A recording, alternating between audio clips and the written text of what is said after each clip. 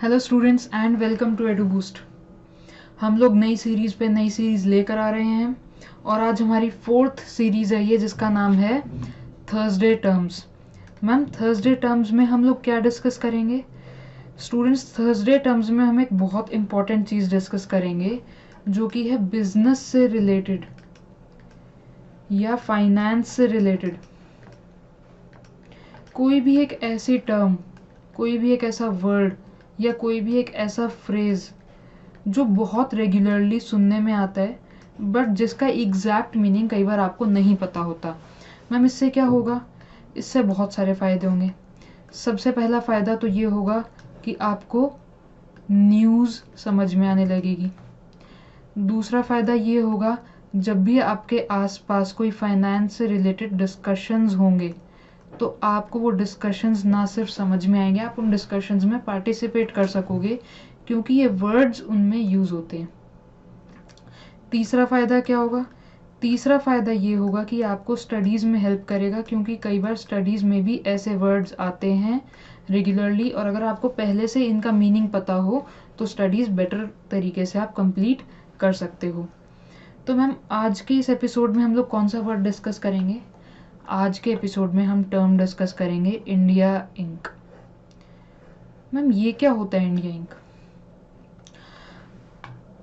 आपने अकाउंटेंसी के क्वेश्चंस करते समय ऐसे कंपनी के नाम पढ़े होंगे, ABC लिमिटेड, XYZ लिमिटेड,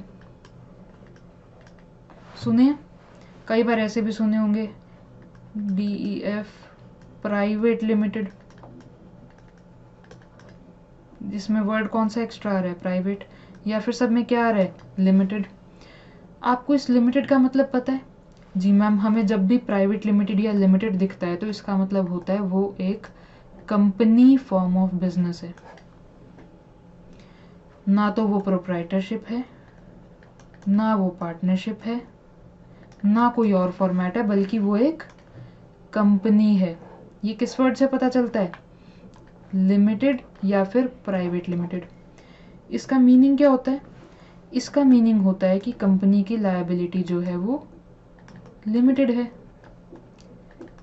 यानी कि अगर कंपनी में कोई लायबिलिटी आती है तो जो कंपनी का पैसा है वो लायबिलिटी वहीं तक लिमिटेड होगी, कंपनी के ओनर्स पर पर्सनल लायबिलिटी नहीं आएगी। उसकी कुछ एक्सेप्शंस हैं बट वो आज का टॉपिक नहीं है। मैम, आप ये सारी बातें क्यों बता रहे हो हमें? हम तो इंडिया इंक डिस्कस कर रहे हैं।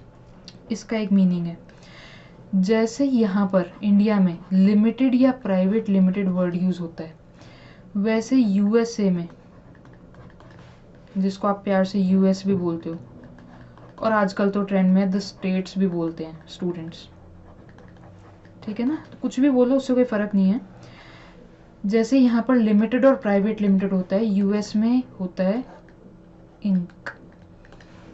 जैसे एप्पल कंपनी का क्या नाम है? Apple INC। मैम, ये INC का क्या मतलब है? INC का मतलब है इनकॉर्पोरेटेड, यानी कि ऐसी बिजनेस एंटिटी जिसको इनकॉर्पोरेट किया गया है किसी लॉ में। मीनिंग वही है, जैसे इंडिया में हम लिमिटेड और प्राइवेट लिमिटेड लगाते हैं, US में आप INC लगाते हो, INC डॉट, इसकी फुल फॉर्म है इनकॉर्पोरेटेड। तो मैम, इंडिया INC क्या है? क्या ये एक US की कंपनी है? बिल्कुल भी नहीं। तो मैम, क्या ये इंडिया की कंपनी है? इंडिया की होती तो लिमिटेड होता स्टूडेंट्स। इंडिया INC क्या है वो डिस्कस करने से पहले एक हेडलाइन डिस्कस करते हैं। जैसी हेडलाइंस आपको कई बार दिखती होंगी न्यूज़पेपर में, अगर आप पढ़ते हो तो definitely. Budget 2020 for India question mark, ऐसी हेडलाइंस होती हैं। या फिर व्हाट डज दिस मीन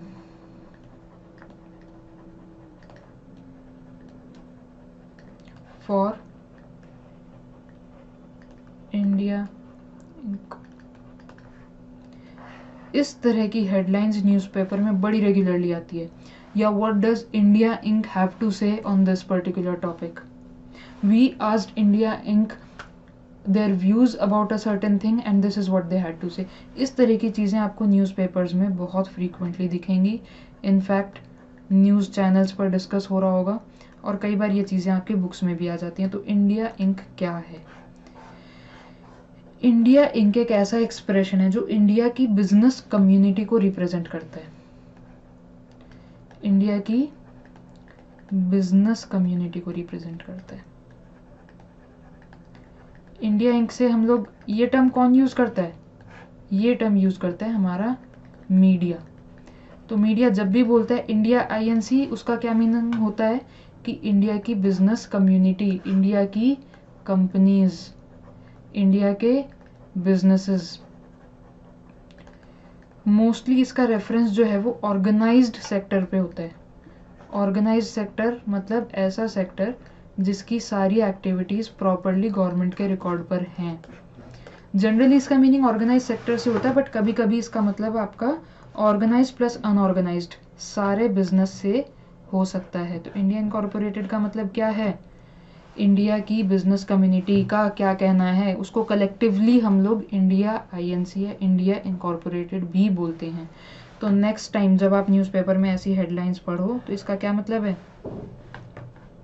जल्दी से बताओ, इसका क्या मतलब हुआ? Budget 2020 for India INC question mark. क्या बजट 2020 इंडिया की बिजनेस कम्युनिटी के लिए अच्छा होगा या बुरा होगा? इसका मतलब ये है। जब तक आपको इसका मतलब नहीं पता होगा, आपको लगेगा बजट 2020 फॉर इंडिया, आप INC को इग्नोर कर दोगे। आपको लगेगा वो पूरे इंडिया के बारे में बात कर रहा है, बट वो पूरे इंडिया के बारे में बात नहीं कर रहे, वो इंडिया की बिजनेस कम्युनिटी, इंडिया के ऑर्गेनाइज्ड सेक्टर के बारे में बात कर रहे हैं। तो that is the meaning of India INC। ठीक है जी।